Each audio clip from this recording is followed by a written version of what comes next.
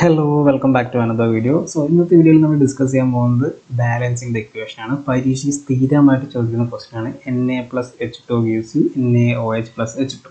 അഥവാ sodium plus water will gives you sodium hydroxide plus hydrogen.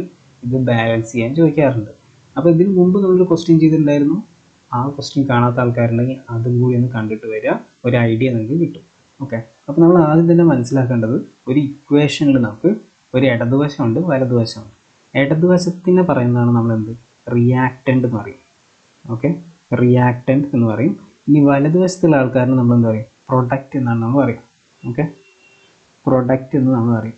അപ്പോൾ നമ്മൾ ഇനി അടുത്ത സ്റ്റെപ്പിൽ നമ്മൾ എന്താ ചെയ്യാൻ പോകണമെന്ന് വെച്ചാൽ എത്ര റിയാക്റ്റൻ്റ് ഉണ്ട് ഇവിടെ എന്ന് എഴുതുക, അതേമാതിരി എത്ര പ്രൊഡക്റ്റ് ഉണ്ട് എന്ന് എഴുതുക.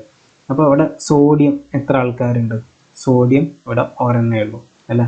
ഇനി ഇവിടെ ഹൈഡ്രജൻ എത്ര ആൾക്കാരുണ്ട്, ഹൈഡ്രജൻ ഇവിടെ നമുക്ക് രണ്ടാളാണുള്ളത്.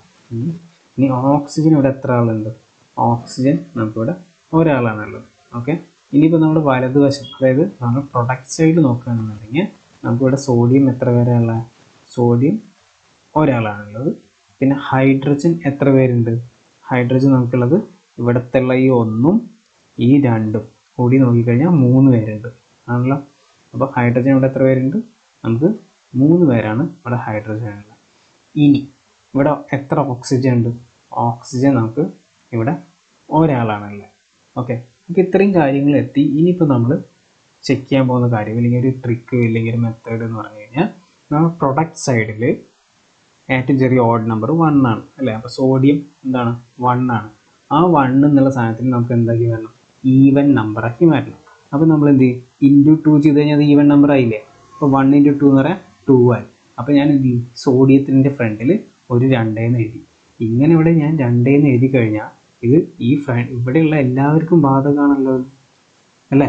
അപ്പോൾ അത് മനസ്സിൽ വയ്ക്കുക. അപ്പോൾ സോഡിയം ഇവിടെ 2 ആയി, അതേപോലെ തന്നെ ഓക്സിജൻ ഇവിടെ 2 ആകുമല്ലോ ഇല്ലേ. അതേമാതിരി തന്നെ ഹൈഡ്രജൻ്റെ കാര്യം ഇവിടെ മാറി. ഹൈഡ്രജൻ ഇപ്പോൾ ഇവിടെ എത്ര പേരുണ്ട്, ഇവിടെ 2 ഹൈഡ്രജൻ ഉണ്ട്, എഗെയിൻ ഇവിടെ 2 ഹൈഡ്രജൻ ഉണ്ട്. മൊത്തം എത്ര ഹൈഡ്രജനായി, മൊത്തം ഇവിടെ നമുക്ക് 4 ഹൈഡ്രജനാണ് ഇവിടെ ഉള്ളത്. ഓക്കെ, 4 ഹൈഡ്രജനാണ് ഇവിടെ ഉള്ളത്. ഈ നമുക്ക് ഇപ്പുറത്തെ സൈഡിലേക്ക് അത് മാച്ച് ചെയ്ത് കൊണ്ടുവരണം. ഓക്കെ, ഇവിടെ 2 സോഡിയമാണ്. അപ്പോൾ ഇവിടെ എന്ത് ചെയ്താൽ മതി, ഈ സോഡിയത്തിനെ ഇൻറ്റു ഒരു 2 ചെയ്താൽ മതി. അപ്പോൾ ഇവിടെ എന്തായി മാറി, ഇതിൻ്റെ ഫ്രണ്ടിൽ ഒരു 2 എഴുതുക. ഓക്കെ, പിന്നെ ഇവിടെ ഹൈഡ്രജൻ എത്ര ഉണ്ടായിരുന്നത്, 4 ആണ് ഉണ്ടായിരുന്നത്. അപ്പോൾ ഇവിടെ 2നെ 4 ആക്കണമെങ്കിൽ എന്തുകൊണ്ട് മൾട്ടിപ്ലൈ ചെയ്യണം, ഇൻറ്റു 2 കൊണ്ട് ചെയ്താൽ പോരെ. അപ്പോൾ നമുക്ക് ഇവിടെ എന്താ കിട്ടുക, ഇവിടെ എന്താ കിട്ടുക, ഇതിൻ്റെ ഫ്രണ്ടിൽ ഒരു 2 എഴുതി. ഈ 2 × 2 എന്ന് പറഞ്ഞാൽ 4 അല്ലേ. അപ്പോൾ അത് സാറ്റിസ്ഫൈ ചെയ്തു. ഓക്സിജന് നമുക്ക് എന്ത് കിട്ടണം, ഇൻറ്റു 2 കൊണ്ട് ചെയ്യണം അല്ലേ. അപ്പോൾ ഇവിടെ മൊത്തം 2 ഓക്സിജൻ ഇവിടെ ഉണ്ടാവും. അത് ഓൾറെഡി ഇവിടെ കംപ്ലീറ്റ് ചെയ്തിട്ടുണ്ടല്ലോ, ഇവിടെ ഓൾറെഡി ഫ്രണ്ടിൽ 2 ഇല്ലേ. അപ്പോൾ ഇതാണ് നമ്മുടെ ഫൈനൽ ഇക്വേഷൻ എന്ന് പറയുന്നത്. എന്താണ് നമ്മുടെ ഫൈനൽ ഇക്വേഷൻ എന്ന് പറയുന്ന സാധനം, നമ്മുടെ ഫൈനൽ ഇക്വേഷൻ എന്ന് പറഞ്ഞു കഴിഞ്ഞാൽ നമുക്ക് 2Na plus 2H2O will gives you 2NaOH plus H2 എന്നാണ്. ഓക്കെ, അപ്പോൾ ഈ വീഡിയോ ഇഷ്ടമാണെങ്കിൽ ലൈക്ക് ചെയ്യുക, യൂസ്ഫുള്ളാണെങ്കിൽ ഷെയർ ചെയ്യുക. എന്തെങ്കിലും ഡൗട്ട്സ് ഉണ്ടെങ്കിൽ കമൻറ്റ് സെക്ഷനിൽ തരിക.